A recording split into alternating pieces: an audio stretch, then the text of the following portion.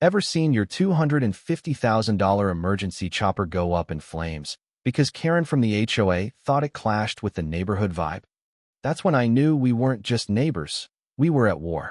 And this war called for lawyers, leverage, and federal clearance. Freeze the frame. Yep, that's me. The guy whose private well HOA Karen tapped into so she could illegally water her flower beds. What did I do? I flushed her entire system with septic runoff. And oh man, that was just the opening act. It started 4 months ago when I moved into a cookie-cutter neighborhood where every mailbox matched and lawns were trimmed like military recruits. I wasn't looking to show off. I just needed somewhere quiet to store my helicopter. Not a toy, not a flex. I'm Director of Tactical Airlift for Homeland Security. Translation, when disaster hits, I'm the one making sure relief drops happen on time. That helicopter? One of 3 retrofitted Chinooks in the entire region, funded for emergency response. With flood season approaching, it was parked for readiness, not decoration. Try explaining that to Karenetta. Not her real name, but trust me, it fits. HOA president, clipboard addict, obsessed with matching mulch colors and allergic to boundaries. The day after I moved in, she didn't send a welcome note. She sent a fine. Apparently, my helipad, fully permitted, FAA approved, and poured on my land, was unauthorized infrastructure. She called it aesthetic vandalism. No joke. I figured it was a mistake. Sent over FAA permits, zoning approvals, even DHS documentation. I offered to walk her through it all in person. You know, be neighborly. Big mistake. She doubled the fine. Said she didn't acknowledge federal clearance as a valid HOA exemption. That's like saying you don't believe in gravity. Cute, but meaningless. Things heated up when I added motion sensor lights for safety. Karen said they disrupted her evening wine aura. Yes, that was the actual complaint. Then came Bob, Karen's husband and HOA VP, mumbling about shading violations while pacing my fence line with a tape measure. Then came the water stunt. I noticed my well pressure dropping. Thought it was a leak. Turns out, Karen hired landscapers to tap into my private water line, illegally. They buried a line straight into her sprinkler system. I could have called the cops, but poetic justice felt better. I installed a bypass valve and flushed the line with gray water from my septic simulation tanks. Not exactly raw sewage, but close enough to make her lawn smell like a truck stop. Her garden? Never recovered. Her wine aura? Permanently scrambled. You'd think that would end things. But Karen wasn't wired for logic. She was a petty tyrant in yoga pants, running on kombucha and control issues. Then came the real explosion, literally. I'd just gotten home from a federal drill, landed the Chinook, ran my checklist, and hit the shower. Half an hour later, I smelled burning oil and melted metal. Ran outside, dripping wet, and saw my helicopter engulfed in flames. Full inferno. Fire trucks already there. And Karen? Smiling. Well, I warned you it was a hazard. So we had it removed. Removed. They'd hired a scrap crew. Claimed the chopper was abandoned military property. They used the wrong rigging, ruptured the fuel line, and someone thought it'd be smart to torch it for disposal. On HOA land. No permits. No protocols. No clue they'd just incinerated federal equipment. I stood there, suds still in my hair, while a firefighter walked me through the insanity. One of them leaned in and said off the record. She insisted it was attracting criminals. As if a Chinook draws in burglars like birdseed draws pigeons. Bob even tried to hand me another fine. $15,000. Improper vehicle storage, he said flatly, like that wasn't the most absurd thing I'd heard all year. That's when I stopped playing it cool. They figured I was just some retired guy with a toy helicopter. What they didn't know was that every component of that Chinook was federally registered. That its destruction triggered a federal investigation. That my job came with the kind of pull where a single phone call could unleash a legal firestorm thick enough to bury their little HOA newsletter. But I didn't make that call. Not yet. I wanted to see just how deep they'd dig themselves. I wanted them to go so far that not even Bob's tape measure could pull them out. That night, I sat on my porch, staring at what used to be the most valuable rescue asset in 3 counties, now just a smoking heap. I wasn't mad. I was focused. Because this wasn't just about the chopper, or the stolen water, or the bogus fines. This was about power. Karen wanted to play queen of the cul-de-sac and thought I'd fall in line. Wrong guy, Karen. The next morning, I filed 5 reports. 1 to the FAA, one to DHS Internal Affairs, one to the local zoning board, one to FEMA's Infrastructure Compliance Office, and one sharply worded letter to the HOA's insurance carrier outlining a potential multi-million-dollar liability case. By noon, a federal investigator was on the phone. "Mr. Maddox, we've looked at your file.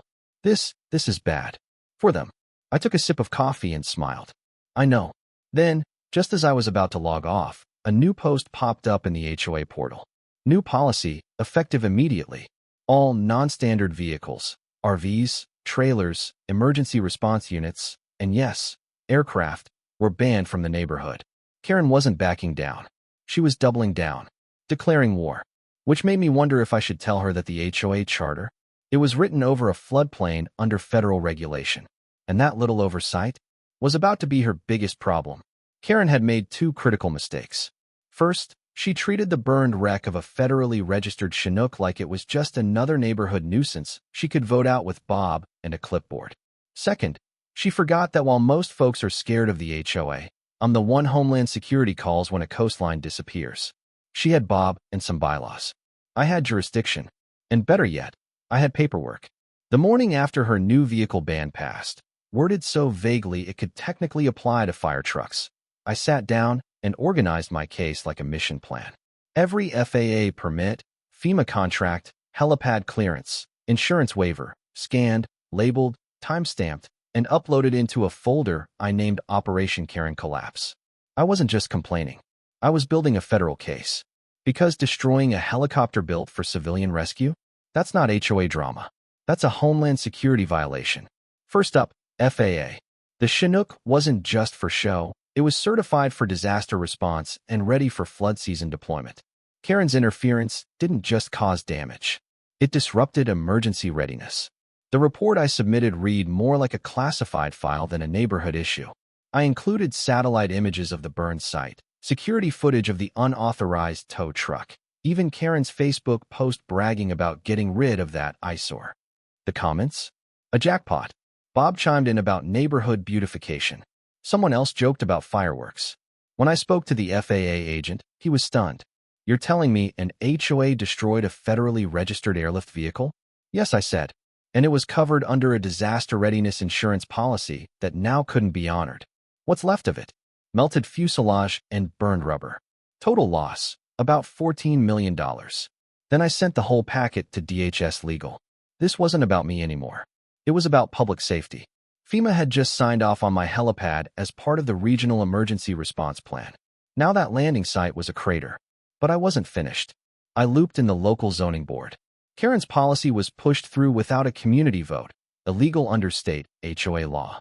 And even more damning, the land where the Chinook was taken and torched sat on a federally managed flood buffer. That meant she not only abused HOA authority, she misused land they didn't fully control. To top it all off, I filed a complaint with the HOA's insurance company. I asked them if they understood their coverage now possibly extended to the destruction of government property, blocking emergency response procedures, and criminal misuse of restricted areas. I also asked if they'd be open to issuing a public statement regarding their involvement if a federal lawsuit was filed. By midweek, I had a voicemail from a clearly rattled insurance agent. He wanted to go over the situation again to make sure all documentation was accurate. In other words, Karen had unknowingly dragged them into a legal disaster, and they were scrambling to distance themselves. Karen, of course, was still clueless. She thought she'd come out on top. Her latest flyer went out Thursday, Comic Sans font, clip art American flag and all, announcing the HOA had successfully restored order and defended community values by removing an unauthorized military vehicle. She even threw a celebratory barbecue. I wasn't invited naturally, but I did hear the bounce house collapsed halfway through, and a kid ended up crying into the potato salad. So, small victories. That weekend, Bob wandered by my fence line with a smug little grin and said, "Looks like your bird finally flew away, huh?" I looked up from the grill and smiled. "Oh, Bob," I said, "it didn't fly away. It was shot down. And now there's going to be a full investigation into who pulled the trigger." He blinked, clearly lost, and wandered off without another word. The real shift came that Monday. A black SUV with dark windows pulled up to the HOA office trailer. Out stepped two men and a woman wearing DHS jackets, joined by a zoning officer and a federal compliance agent. I watched from my porch as they passed by Karen's prized rose bushes, the ones that had just recovered from the septic runoff incident. She walked out in a robe and slippers, holding a glass of green juice, looking totally confused. When she realized who they were, the glass slipped and shattered across the porch. They didn't storm the place. No drama. Just calm requests for board meeting minutes, documentation of amendments, and land use permits. One snapped photos of the burn site. Another asked Karen to explain her authority regarding federal property decisions. She mumbled something about neighborhood beautification, while the agent simply nodded and jotted it down. I saw the color drain from her face when the female agent said, "Ma'am, you are aware that the destruction of registered disaster response equipment is being reviewed as a federal matter, correct?" Karen fumbled, tried to deflect with claims about unclear paperwork and unmarked aircraft. But the photos didn't lie. The serial numbers didn't lie. And I sure didn't lie. By the time they wrapped up, Karen was sitting silently on her porch, staring into space. That spark in her step? Gone. Her hold over the HOA? Starting to crack. Within 2 days, multiple board members had quietly stepped down. An unsigned letter showed up on the community bulletin board. Karen doesn't represent us. But she wasn't done. Not yet. Instead of backing off, she doubled down. Called an emergency board meeting, attended only by Bob and one other loyalist. Passed a motion to ban me from using community amenities and slapped me with a new fine for supposedly tampering with the water systems. Apparently word had gotten to her about the sprinkler incident. She accused me of biohazard retaliation and threatened to report me to environmental services. I laughed so hard I nearly spilled my coffee. She still didn't understand. She thought this was about grass, egos, and passive-aggressive notices. She didn't realize that every move she made just handed me more ammunition. While she was scribbling citations, I was stacking up violations, witness statements, and legal filings like Jenga blocks. And one of those blocks? It was about to topple. Because right as Karen signed her latest HOA ruling banning unauthorized structures and equipment, she missed the real letter, delivered straight to her mailbox, sealed with an official DHS emblem, a notice of investigation and cease and desist order. That night, Bob tried to sneak off under the cover of dark, carrying a box of files from the HOA office. Too late. The audit had started. When the Department of Homeland Security delivers a cease and desist to your doorstep, most people panic. Karen?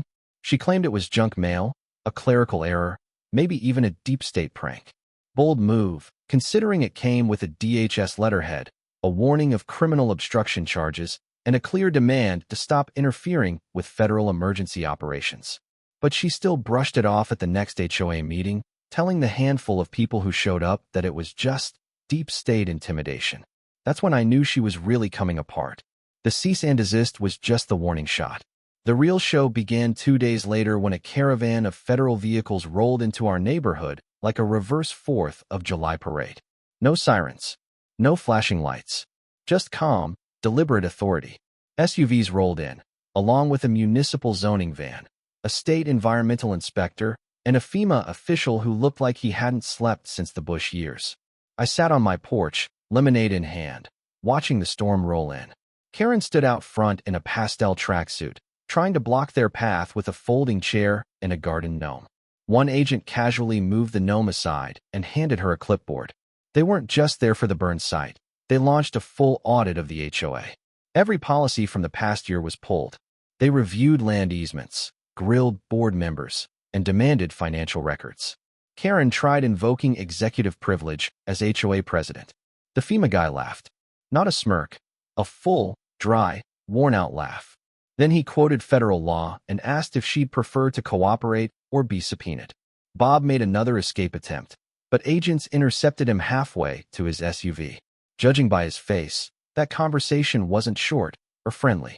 By midday, Karen had cracked. Her makeup was sliding, her fake smile long gone, and she kept asking if someone had called the mayor. Spoiler alert, the mayor couldn't help her.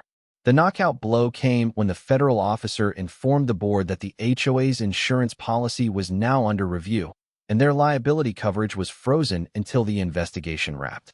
No coverage. No buffer. If a lawsuit hit, and it would, they could be held personally responsible. Karen's voice wavered when she asked, "Personally? Like my house. I leaned off the porch railing. Yep, like your house. They froze my well. I froze her assets. Within a week, 3 more board members had stepped down. The treasurer posted an apology in the community Facebook group. Karen tried deleting it, but screenshots had already made the rounds. In it, he claimed Karen forced policies through without proper votes, rigged proxy ballots, and used HOA power for personal vendettas. It was basically a signed confession with a bow on top. But I wasn't done. While federal agents dismantled Karen's little empire, I met with the regional FEMA coordinator and local disaster response team. We discussed rebuilding the helipad, replacing the helicopter, and expanding the area's role in emergency response drills. They were all for it, especially when I showed them the updated infrastructure plans I drafted long before Karen torched my aircraft. The blueprint included a reinforced landing pad, a water distribution center, and enough room to station 3 helicopters. They asked if I'd take on the role of official liaison between the neighborhood and DHS during emergencies. I said yes. Of course I said yes. 3 days later, the paperwork showed up. The title was long, stuffed with government acronyms, but it all came down to this. I now had the legal authority to override HOA decisions in any matter related to federal emergency operations. Karen hadn't just lost power, she handed it to me. Word got around fast. The next HOA meeting was uncomfortable, to say the least. Karen tried opening with her usual chipper tone, but nobody clapped. Nobody even smiled. Half the chairs sat empty, the rest filled with neighbors watching her like a train wreck in progress. One person asked if the board planned to cover legal fees out of pocket. Another asked if HOA dues from last quarter would be refunded, considering they were apparently spent on fires and citations. Karen tried to spin it, tried to steer the ship, but she was drowning in forms, and her trademark smugness had vanished. I raised my hand. She paused, then called on me. Just a quick question, I said, leaning back. Is there a budget line for criminal defense lawyers? Or are you planning to crowdfund that?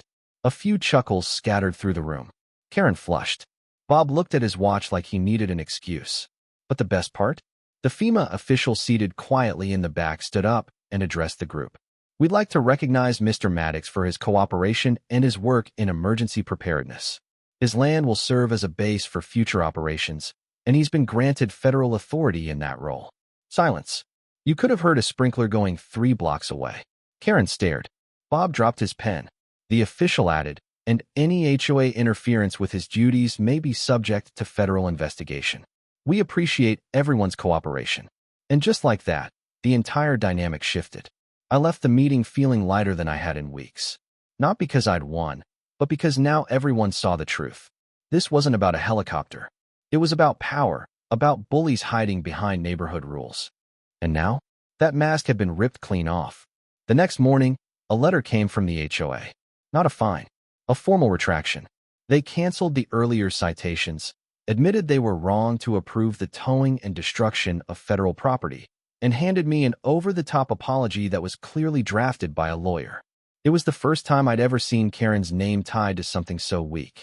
I had it framed, but even that wasn't the final chapter. Because the very next day, as I was going over blueprints for the new landing zone, my phone buzzed with a news alert. Local HOA president under federal investigation after helicopter burned on community property. Right there was a photo of Karen in front of a garden hose, mid-sentence, with the charred remains of the helicopter behind her. The headline was brutal. The article was worse. And the comments? Biblical. That night, her porch light went out earlier than usual. No wine glass. No music. Just silence. I knew she'd read every word. But I also knew Karen well enough to understand one thing. She wasn't done. She was brewing something. And whatever it was going to be reckless. Chaotic. Most likely illegal. Which meant it was time for me to gear up for the finale. Because Karen made one last mistake, thinking I was satisfied. She didn't realize I had more to say. I should have known she wouldn't bow out quietly. People like her don't reflect and grow. They hunt for loopholes until the rules break. And sure enough, 3 weeks after the investigation started, just as things began to settle, I got a knock at my door. A process server with a manila envelope, my name spelled wrong in shiny gold letters. Inside, a cease and desist. From Karen, not the HOA. They had already cut ties and run. This was personal. She accused me of defamation, organized mockery, intentional meme distribution, and emotional harm via sarcasm. I wish I were making that up. She included screenshots. Dozens. Some were from the community Facebook page. Others came from Reddit, where someone had posted drone footage of the helicopter wreck with the caption, "Karen nukes rescue chopper, gets nuked by DHS." The internet had done what it does best, gone full throttle. She was a meme now. One had her garden gnome firing missiles. Another turned her HOA bulletin into a rap. My personal favorite?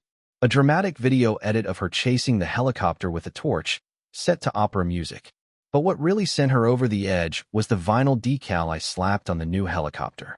The bigger one, now stationed on a reinforced helipad with floodlights, a fence, and a motion-triggered speaker that played Ride of the Valkyries when tripped.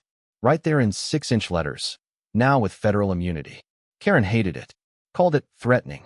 Said it made the neighborhood look like a military base. But after everything she put this community through, no one backed her up. Her empire of pettiness had crumbled into dust. Still, I had to laugh at the letter. The legal jargon was cartoonishly vague, like it came from a lawyer she found on a 2-for-1 promo site. It threatened to sue for continued emotional strain due to intentional public shaming, which basically meant people laughed, and she didn't like it. I had my lawyer respond with one line. "We respectfully decline to comply with your nonsense." But that still wasn't the end. A week later, the final audit report dropped. That's when it all came crashing down. DHS ruled the helicopter's destruction was negligent interference with federally protected equipment. FEMA found that funds meant for flood control were diverted during Karen's reign to renovate the HOA clubhouses at Wynnook. The zoning board issued a retroactive land use violation, complete with daily fines for every day the burn site remained uncertified. Karen wasn't just done, she was wiped out. Not voted out. Removed. By federal mandate. Her accounts were frozen while litigation played out. The HOA's insurance dropped them entirely, citing too much liability. And the kicker? Her home was put under lien to pay restitution for the destroyed helicopter. You could practically hear her wine glass crack in slow motion. What I didn't expect, though, was the next letter. Handwritten. From Bob. Yeah, that Bob. The one who spent months pacing my yard with a measuring tape, parroting Karen like a toddler in cargo shorts. It was short, honest. Said he hadn't realized how far things had gone until it was too late. Apologized for being part of it. Asked if I'd consider speaking at the next open HOA meeting to help rebuild trust. I didn't reply right away. Not because I was upset. Honestly, I wasn't. At this point, the whole saga felt like some strange fever dream. But I needed a second to wrap my head around how I went from being the neighborhood outcast to the guest of honor in less than 4 months. I ended up going to the meeting. The place was packed. Not just board members, but real folks, families, retirees, even some teens who probably only showed up because someone mentioned snacks. I stood at the front and just told them the truth. That I didn't move here to stir up trouble, but to quietly do my job and maybe catch a little peace. That the helicopter wasn't some show-off stunt or vanity toy. It was a tool. One prepped and ready to save lives if things ever went south. And that what this neighborhood had just endured wasn't just another HOA meltdown. It was a wake-up call. A warning about what happens when authority runs unchecked and petty power games take the place of actual purpose. They listened. Then they applauded. Someone even teared up. Not Bob, but I wouldn't have blamed him if he had. After that, everything shifted. The HOA was rebuilt from the ground up. A whole new board got elected. One that could actually tell the difference between a zoning code and a control complex. They hired a legal expert to comb through every single bylaw. They even threw a community cookout, where, for the first time, Karen wasn't the one in charge of the music. I brought ribs. They asked me to fly in the new chopper so the kids could check it out. I said yes. Watching a swarm of 9-year-olds pile into the open cargo bay, pointing at every lever and yelling cool at every blinking light, that was hands down the best mission that helicopter ran all year. As for Karen, she left town. Or bolted, depending on who you ask. One day her name was on the mailbox, the next there was a for sale sign and a moving truck in the drive. No goodbyes. Not to me, not to anyone. Just vanished like a bad dream, fading into the rear view. But she couldn't dodge the internet. Last I heard, she tried starting over in another state. Joined a new HOA. Got elected president within a month. Not exactly shocking. What was shocking was the letter I got 2 weeks later, stamped with her new return address. Another cease and desist. This one accused me of ongoing defamation via meme culture, demanding that I somehow order the internet to stop sharing edited pics of me flying a fire-breathing helicopter. I laughed so hard I nearly spilled my coffee. Frame that letter too. It's hanging right next to my certificate from DHS naming me the official emergency operations liaison for the district. Every time I walk by it, I think about how far this ridiculous story spun out, all because of a complaint about curb appeal. Karen wanted a neighborhood that looked flawless. She torched anything that didn't match her idea of perfect. But in doing that, she revealed how broken her little empire really was. I never had to yell, didn't throw a punch, never stooped to her level with bogus reports. I just knew the rules better than she did, used the truth like a scalpel, and waited while her ego lit the fuse. In the end, all I had to do was stand my ground and let her self-destruct. And if she's out there now, glaring up at another chopper, drafting yet another cease and desist because her face popped up on another meme, good, because I've got federal clearance. And she's still just Karen with a clipboard.